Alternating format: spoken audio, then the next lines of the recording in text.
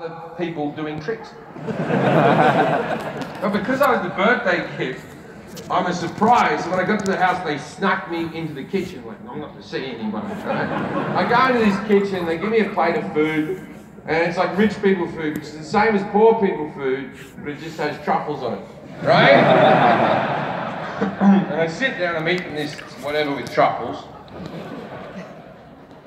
And I'm with my manager, and I said to Alex, I said, I don't want to do this, Alex. This was a stupid idea. I don't know why the fuck I want to do. Why would I ever fucking do this, right? And into the kitchen walks Eddie Murphy. Now, Eddie Murphy is my childhood hero. Delirious is a huge reason why I do this style of comedy. Because I was watching a guy tell long stories. I've never seen anyone tell long stories before. Anyway, so Eddie Murphy walks in, and I'm just fucking starstruck. I'm just staring at him. I'm going to do a terrible impersonation. But he goes up to one of the catering people, and he goes, I'm all dehydrated. I need like a Gatorade or a Powerade or something with electrolytes.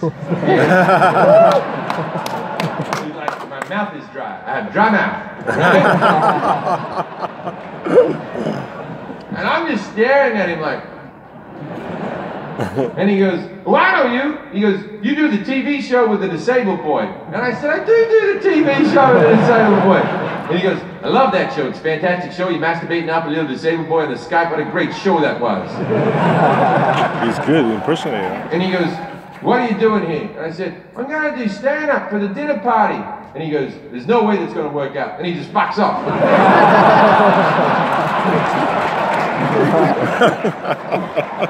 So I break out into a sweat, like that fucking fear sweat, where my whole body just went. Now I'm sweating like a fucking hooded rapist. And one of the staff comes up to me and goes, it's time. And so I walk out. Now they're dining out in the garden. There's 20 people on a long table surrounded by tiki torches before tiki torches had racist connotations. Right? And I come out, right, walking across the garden. No one has announced me on. There's no microphone. There's no lights. And no one's expecting any entertainment. I walk out in the garden just in me socks. I just look like a guy who's gotten onto the property and has a few things he wants to say. Everyone's just shocked, they all look at me. Because the only difference between stand-up comedy and a drunk guy giving opinions is this. That's the only difference. Yeah, no fucking difference. If I was just in a pub yelling at you, you'd be like, this guy talks a lot, right? So I stood at the end of the table, they all looked shocked and looked at me. Now, it's Mariah Carey sitting here, James Packer sitting here, Eddie Murphy sitting here, Al Pacino sitting here, Warren Beatty is sitting here, and it gets less and less famous. Warren Beatty. And I go up to the table and I treat it like a kid's birthday party. I go up to a 50-year-old man and I go, hey, happy birthday! I hear you're the birthday boy.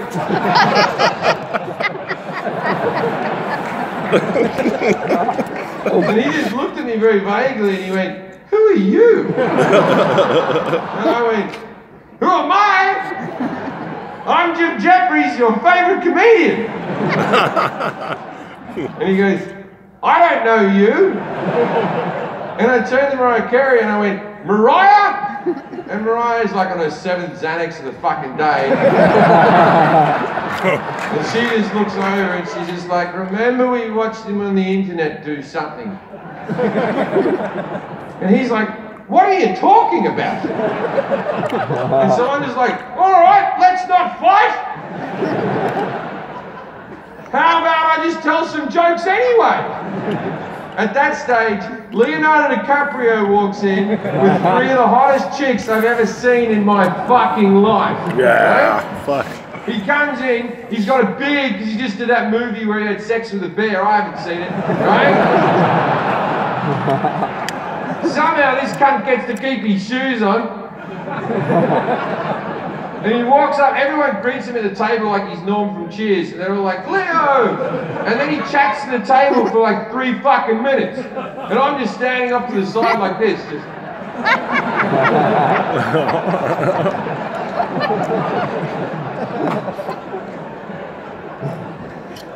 Then after a few minutes, he doesn't even look at me. He goes, "What's all this about?" And Warren Beatty went, "We don't know."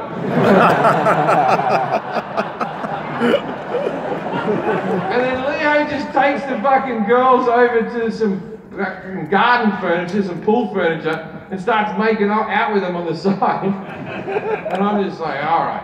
Well, my contract says I've got to do 15 minutes.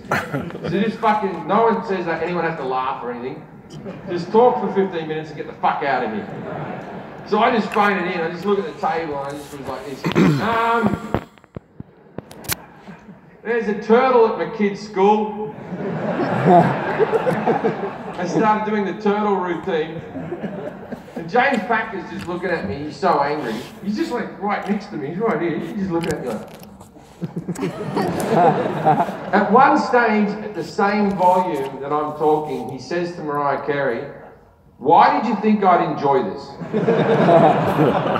And I'm just fucking dying inside, and I'm like, "Just keep smiling, Jim. Just keep smiling. Keep a song in your heart, and no one can get that." Anyway,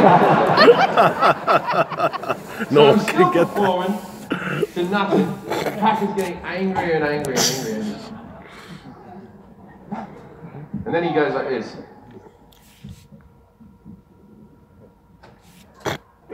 "Gun control." And I said, "Yes! Yes! I'm the gun control guy." And he goes, "I love that bit. Do that bit." And I said, "I recorded that like 18 months ago and I haven't performed it since, and so I don't really know how it goes, I'm sorry." And then he goes, "Just fucking do it." And I went, "Okay, sure." So I'm performing the fucking gun control thing as good as I can. No microphone, just in socks running around a garden. Just like, and then I go off to the safe, right? I'm doing all that. Anyway, that routine is 16 and a half minutes long. I got through it in 8 minutes, and it turns out it is shorter without laughter.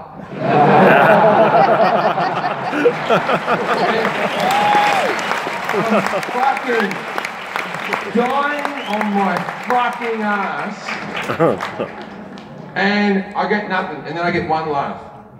I get one laugh from James Packer. Just this guttural Australian billionaire laugh.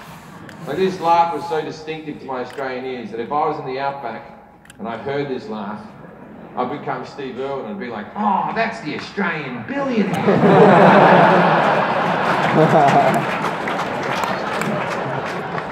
Like you just went, "Ha!" There's that one noise, just "Ha!" And then he laughed a bit more, he went, because that was the only noise. And there was like a weird moment, because this guy has a production company where he makes those people's movies, so that's why they were all there. So he starts laughing, and then there was like this weird moment where everyone else started laughing. It was like in a medieval film where like the king starts laughing, and then the court jester went, "The king is amused!" And everyone else just started fake laughing, and I didn't give a fuck. I'll take whatever laughs I can fucking get. Then I was getting what you call a reasonable gig, and then my time was up, and then I thought, fuck it. You took you 13 minutes to get your first fucking laugh.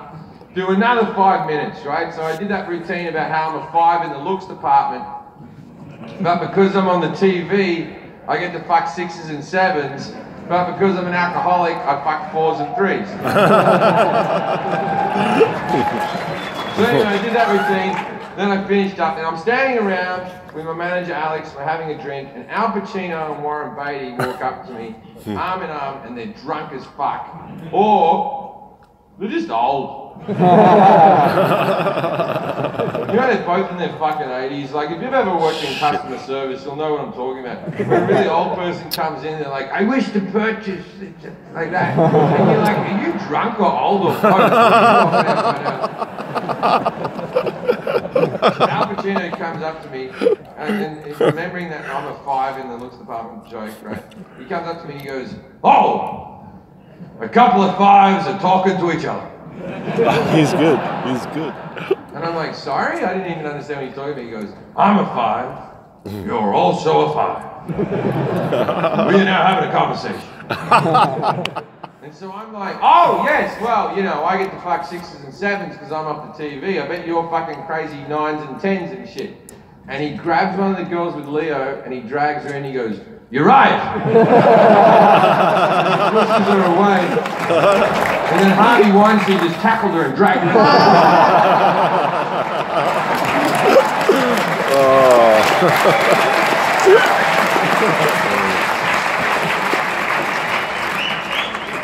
And then he goes, oh, I like what you do.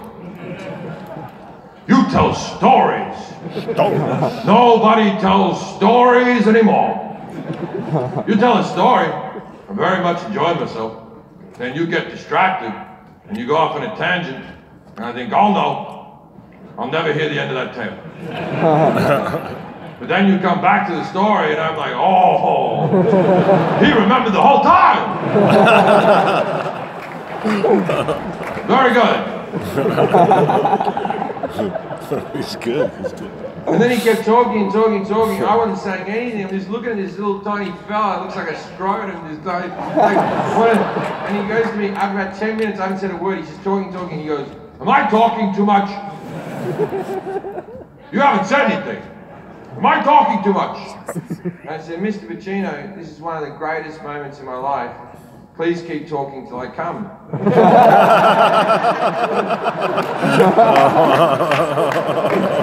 And he said, a challenge. Challenge. And then he kept talking. He goes, do you act? And I said, I've acted. I've done some acting. I'm not going to tell you I'm an actor. I'm a comedian who's done some acting. And he goes, oh, you're going to be a great actor. Oh, you're going to be good. I know a lot about acting. Did you know that? You're going to be a great actor. And I'm like a fat chick being hit on. I'm like...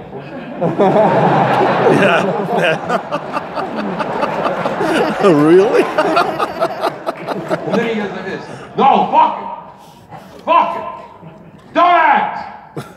Acting's for idiots like me and him. And he points at Warren Beatty. And Warren Beatty's like distracted by a moth going around a tiki torch like this.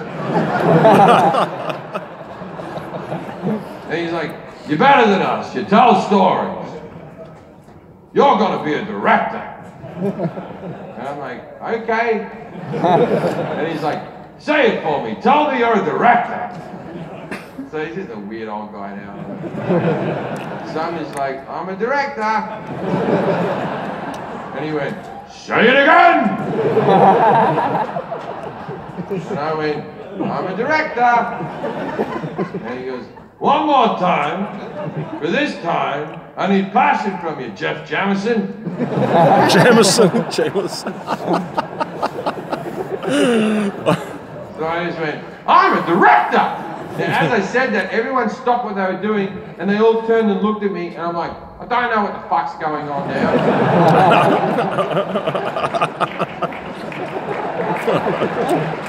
Right? And Warren Beatty is so confused, he leans over and goes, what do you direct? Now, you know how in life you try not to lie? Like when you're a kid, you're always lying, you're just constantly fucking lying, and then in your 20s you lie a little bit, but by the time you're 30, you're like, let's stop lying. You still lie to get yourself out of trouble every now and again. Like I'm a big fan of I don't know her, you know, I'm a big fan of getting myself out of trouble. But I don't do that stupid lie that makes no fucking sense. Well, he goes, what do you direct? And then my brain just started lying. And like I wasn't even in control of it. I just went like this. I went, I've directed 2 independent films. And I have a big budget film with Warner Brothers in the works. Like I checked out, right? And then Warren Beatty goes, how can we stay in touch? And then I just went like this. I'm lying.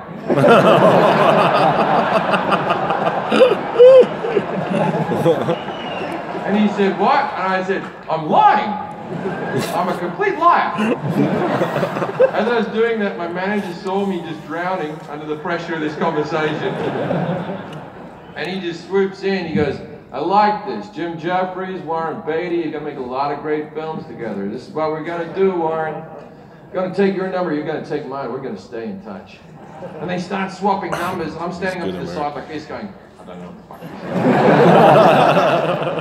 And before I can say anything stupid, Alex puts his arm around me and drags me out of the party. I'm like, I don't know what happened, Alex. I don't know what happened. And he turns to me and goes, you're gonna have to learn how to direct. That's a good one.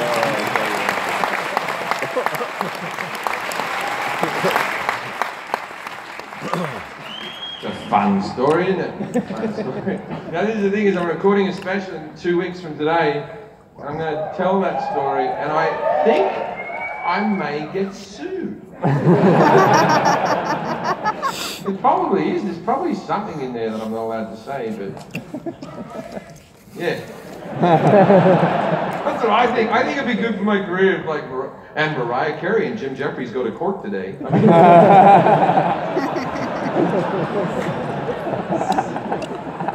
like, that's fucking awesome. What's that? You're a cunt! You want to hear gun control? Okay, I can do it for you. What you do is go the fuck home and watch Netflix, you dumb cunt.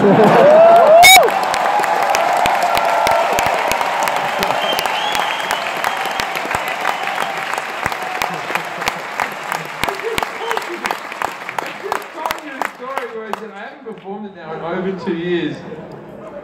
You've watched it more than I have. The chances of you could probably do a better job of it than I can. I don't even know how it fucking goes anymore. Do you remember the homework you did 2 years ago when you're in school? Like when you were like 2 years later, you go, oh, I still remember that assignment. No, it's like you have an exam, right? You finish it, and then afterwards you go, oh, that was I don't recall anything from school. I don't recall fucking anything. It was all pointless. That's like this weird thing that we have doctors and we're like, oh, well, obviously he learnt this at school. And it's like, probably, and remembered it for a fucking week. Now he fucking knows. So the gun control thing is a thing now where it's like, I like that people like it. It's odd to me that now I'm known for that, because every time there's a massacre, people start writing to me like, what do you think? And it's like, well, I think massacres are bad. You know? I know you can't stop the guns in America because it's too far gone, and gun control doesn't mean banning guns. That's a completely different thing. Controlling guns means putting some restrictions on them. And the people who are into guns, they think that if you put one restriction, then they'll have this many. But the problem is there's already over 800 different restrictions already on guns. They already have gun control. What they're asking for is more gun control. Things like if you're on a terrorist watch list, you probably shouldn't have a gun.